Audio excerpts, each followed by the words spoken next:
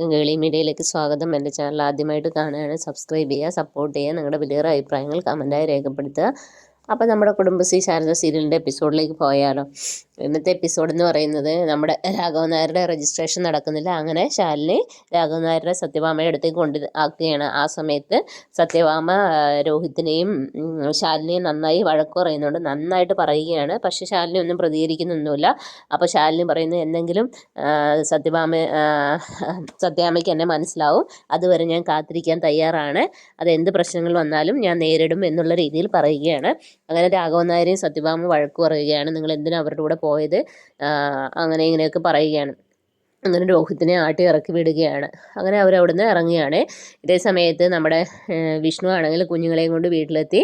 അപ്പം ശാരദ പറയും, കുഞ്ഞുങ്ങളെ അകത്തേക്ക് കൊണ്ടുപോയി ഞാൻ വിഷ്ണുവിന് ചായ എടുക്കാമെന്നൊക്കെ പറഞ്ഞിങ്ങനെ നിൽക്കുകയാണ്. അങ്ങനെ ശാരദ ചായക്ക് അങ്ങനെ ഭക്ഷണം കഴിക്കാമെന്നൊക്കെ പറയുകയാണ്. ഇതേ സമയത്ത് ശാലിനി വീട്ടിൽ തിരിച്ചെത്തിയതിന് ശേഷമാണെങ്കിൽ, വീട്ടിൽ തിരിച്ചെത്തുന്നതിന് മുമ്പ് തന്നെ നമ്മുടെ കുഞ്ഞുങ്ങളുമായിട്ട് വിഷ്ണു ഫുഡൊക്കെ കഴിക്കുകയാണ്. അങ്ങനെ കുഞ്ഞുങ്ങൾക്ക് ഫുഡൊക്കെ വാരി കൊടുക്കുകയാണ് സ്നേഹത്തോടെ.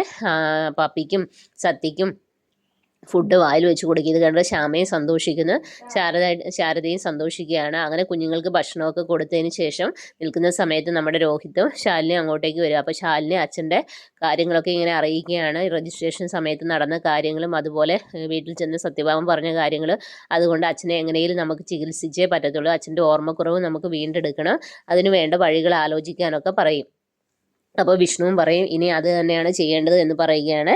അങ്ങനെ എല്ലാവരുമായിട്ട് സന്തോഷത്തോടെ ഇരിക്കുകയാണ്. അപ്പോൾ നമ്മുടെ ടീച്ചർ ശാരദ പറയും, നിങ്ങളൊരു കാര്യം ചെയ്യും, എന്തായാലും ഇത്രയൊക്കെ പ്രശ്നങ്ങളായില്ലേ, നിങ്ങളെല്ലാവരും കൂടെ ഒരു ടൂർ പോകും, അപ്പോൾ എല്ലാവർക്കും ഒരു സന്തോഷമാവും. അങ്ങനെ ശാലിനിയെ കെട്ടിപ്പിടിച്ച് ഇങ്ങനെ വിഷ്ണു ഇങ്ങനെ നിൽക്കുകയാണ്, നമ്മൾക്ക് ഒരുമിച്ച് പോകാം എന്നുള്ള ചിന്തയിൽ. ഇതേ സമയത്താണെങ്കിൽ നമ്മുടെ നൂറ് വീട്ടിൽ രാത്രി നിൽക്കുന്ന സമയത്ത് നമ്മുടെ അനൂപ് നൂറിനെ കാണാൻ വരികയാണ് രാത്രി. ഇത് കണ്ട് നൂറ് പേടിക്കുകയാണ്, കാരണം എങ്ങനെ പുറത്തിറങ്ങുമെന്നും ഒന്നും അറിയത്തില്ല, പേടിയാണ്. കാരണം അനൂപിനെ അവരെന്തെങ്കിലും ചെയ്യുമെന്ന് നൂറിന് നന്നായിട്ട് അറിയാം. അങ്ങനെ അനൂപ് പറയും, നിനക്ക് വേണ്ടിയാണ് ഞാൻ ഇത്രയും ദൂരം കഷ്ടപ്പെട്ട് വന്നത്, നിനക്ക് വേണ്ടി ഞാൻ ചാകാനും റെഡിയാണ്, എനിക്ക് എന്ത് സംഭവിച്ചാലും കുഴപ്പമില്ല, നീ ഇറങ്ങി വരാൻ പറയും. അപ്പം നൂറ് പറയും, എൻ്റെ പഠിച്ചവനെ എനിക്ക് വയ്യ ഇതൊന്നും കാണാൻ, എന്ത് ചെയ്യും എന്നുള്ള കാര്യങ്ങളൊക്കെ അറിയുകയാണ്. ശരിക്കും അനൂപിനാണെങ്കിൽ നൂറിനെ അത്രയും ഇഷ്ടമാണ്, അതുപോലെ നൂറിനും അങ്ങനെ തന്നെ. പക്ഷേ ഇവിടെ ആണെങ്കിൽ നൂറിൻ്റെ കല്യാണം അവർ നിശ്ചയിച്ച് ഉറപ്പിച്ചു വെച്ചിരിക്കുന്നു. എത്രയും പെട്ടെന്ന് കല്യാണം നടത്താനുള്ള ആലോചനകളൊക്കെ നടന്നുകൊണ്ടിരിക്കുകയാണ്.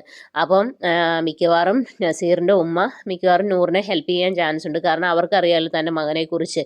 അതുകൊണ്ട് അവർ മിക്കവാറും ഇത് കാണാൻ സാധ്യതയുണ്ട്. അങ്ങനെ നൂറിനെ ഹെൽപ്പ് ചെയ്ത് വിടാൻ ചാൻസ് ഉണ്ടെന്നാണ് തോന്നുന്നത്. ഇതൊക്കെ നാളത്തെ എപ്പിസോഡിലുണ്ടാവും. അപ്പോൾ നാളത്തെ എപ്പിസോഡിനായി എല്ലാവരും വെയിറ്റ് ചെയ്യുക. അപ്പോൾ okay, bye bye, thank you.